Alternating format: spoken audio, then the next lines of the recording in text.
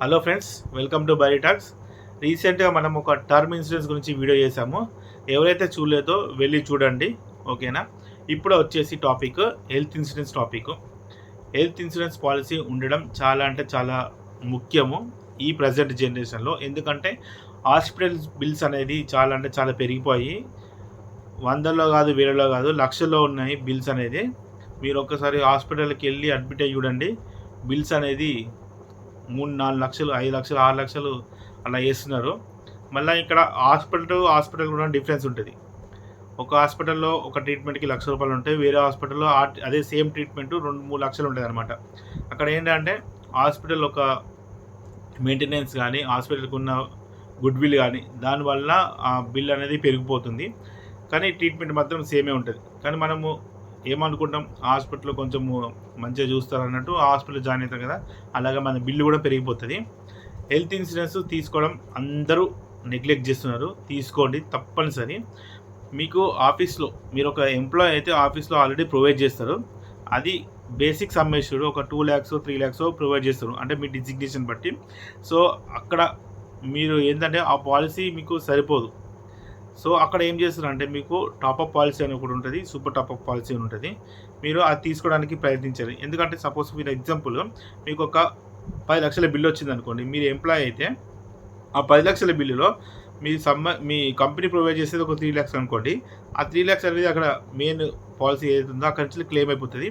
Remaining 7 lakhs అనేది మీ super top up ఉంటాయి కదా, టాపప్ కానీ సూపర్ టాపప్ ఏదైతే తీసుకుంటారో అక్కడి నుంచి క్లెయిమ్ అయిపోతుంది. సో అక్కడ బటన్ అనేది మీ ఏదైతే మీరు సేవింగ్ చేసిన అమౌంట్ ఉంటుంది కదా, అక్కడి నుంచి వెళ్ళి ఎలాంటి అమౌంట్ తీయాల్సిన అవసరం లేదు. టాపప్ పాలసీ, టాపప్ పాలసీ అది తీసుకుంటారు కదా, అక్కడి నుంచి వెళ్ళి అది అమౌంట్ అనేది వెళ్ళిపోతుంది. సో ఎవరైతే ఎంప్లాయీ ఉంటే వాళ్ళు సపరేట్గా హెల్త్ ఇన్సూరెన్స్ తీసుకోకుంటే మీరు టాపప్ కానీ సూపర్ టాపప్ కానీ పాలసీ తీసుకోవడానికి ప్రయత్నించండి, ఓకేనా. ఎవరైతే ఇప్పటికీ ఎంప్లాయీ కాకుండా ఏ పాలసీ లేకుండా ఉంటే వాళ్ళు సపరేట్గా హెల్త్ ఇన్సూరెన్స్ పాలసీ తీసుకోండి. ఇది తీసుకోవడం వల్ల మనకి చాలా అంటే చాలా బెనిఫిట్స్ ఉన్నాయి. మీరు అనుకోకుండా హాస్పిటల్లో అడ్మిట్ అయితే, సో బిల్స్ అనేది మీరు పే చేయకుండా మీది ఏదైతే సేవింగ్స్ ఉంటుందో ఆ సేవింగ్స్ అనేది అమ్మకుండా లేకుంటే తీయకుండా విత్డ్రా చేయకుండా ఉండాలంటే పాలసీ తీసుకొని అక్కడ ఇన్సూరెన్స్ కంపెనీ అనేది మీకు పే చేస్తుంది, ఓకేనా. ఇందులో ఇన్సూరెన్స్ పాలసీ తీసుకునేటప్పుడు ఒక 3-4 పాయింట్స్ మెయిన్గా తీసుకోండి, అంటే గ్రహించండి, చెక్ లిస్ట్ పెట్టుకోండి. సో అక్కడ ఫస్ట్ ఈ పాలసీ ప్రీమియం ఎంత, ఈ ప్రీమియంలో వేరే కంపెనీస్ ఇంకా ఎక్కువ బెనిఫిట్స్ ప్రొవైడ్ చేస్తున్నాయా లేదా అని చూసి సెలెక్ట్ చేసుకోండి. ఇంకోటి కోపే అనేది ఉంటుంది, సెకండ్ ఆప్షన్ కోపే. ఆ కోపేలు ఏంటంటే, ఈ కోపే క్లాస్ ఏంటంటే, సపోజ్ ఎగ్జాంపుల్ బిల్ అనేది ఒక ₹1,00,000 అయిందనుకోండి. ఆ ₹1,00,000 మీకు తీసుకున్న పాలసీ ప్రకారం 20% కోపే ఉంటే, లక్షలో 20% అంటే 20,000 అనేది మీరు కట్టాలి. మిగతా 80% అంటే 80,000 ఇన్సూరెన్స్ కంపెనీ ఇస్తారు. సో ఇక్కడ 100% నో కోపే అంటే 100% కంపెనీ పే చేస్తుంది, ఇన్సూరెన్స్ కంపెనీ పే చేస్తుంది. సో అలాంటి పాలసీని సెలెక్ట్ చేసుకోవడానికి ప్రయత్నించండి. ఇంకోటి డిడక్టబుల్ అమౌంట్ ఉంటుంది.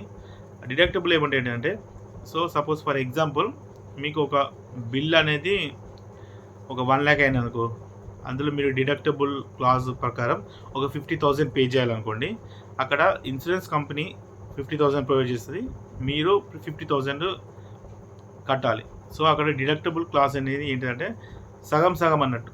అంటే మీకు డిడక్టబుల్ అమౌంట్ ఎంత ఉంటుందో ఇన్సూరెన్స్ పాలసీ డాక్యుమెంట్ ప్రకారంగా అంత అమౌంట్ మీరు పే చేయాలి. అది 5,000 కానీ, 10,000 కానీ, 20,000 కానీ, ఎంత ఉంటే అంత మీరు పే చేయాలి. రిమైనింగ్ వాళ్ళు పే చేస్తారు. ఇక్కడ నో డిడక్టబుల్ అమౌంట్ ఉన్న పాలసీ లేకుంటే మినిమల్ డిడక్టబుల్ అమౌంట్ ఉన్న పాలసీ సెలెక్ట్ చేసుకోవడానికి ప్రయత్నించండి. ఇంకోటి, మీరు ఇంకా మనకి కొన్ని క్రిటికల్ ఇల్నెస్ పాలసీలో ఉంటాయి. అంటే ఏంటంటే, సో మీరు ఒక వర్కింగ్ అయిందనుకోండి, మీరు వెళ్తుండగా యాక్సిడెంట్ కానీ ఏదైనా అయితే, సో మీకు అక్కడ మీ కాలు కానీ చేతి కానీ పోవడానికి ఆస్కారం ఉంటుంది. సో అలా పర్మనెంట్గా వెళ్ళినప్పుడు మీరు పర్మనెంట్ డిజబుల్ అవుతారు, లేకపోతే టెంపరీ డిజబుల్ అవుతారు. సో టెంపరీ డిజబుల్ అయితే క్యూర్ అయితే ఓకే. పర్మనెంట్ డిజబుల్ అయిననుకో మీకు ఇన్కమ్ రావాలి కదా. సో మనకి ఏదైతే పాలసీ ఉందో క్రిటికల్ ఇల్నెస్ రైడరు, సో అది యాడ్ చేసుకుంటే మీకు అనేది మంత్లీ మీరు జాబ్ పోయినా కూడా మంత్లీ ఇన్కమ్ అనేది మీకు వస్తూ ఉంటుంది. ఒక లంసమ్ అమౌంట్ వస్తుంది, అలా మళ్ళీ ప్లస్ అడిషనల్గా ఈ శాలరీ లెక్క కూడా వస్తుంది. సో ఈ పాయింట్స్ అయితే ఉన్నాయో ఈ పాయింట్స్ అనేది మీరు కంపల్సరీ ఉండేటట్టు సెలెక్ట్ చేసుకోండి ఏదైతే పాలసీ తీసుకునే ముందు. సో ఇది హెల్త్ ఇన్సూరెన్స్ ఉన్న కొంచెం ఇంపార్టెంట్ పాయింట్స్, అవి చెప్పడానికి ట్రై చేశాను. మీకు ఎలాంటి డౌట్స్ ఉన్నా కింద కామెంట్ సెక్షన్లో చెప్పండి, ఓకేనా.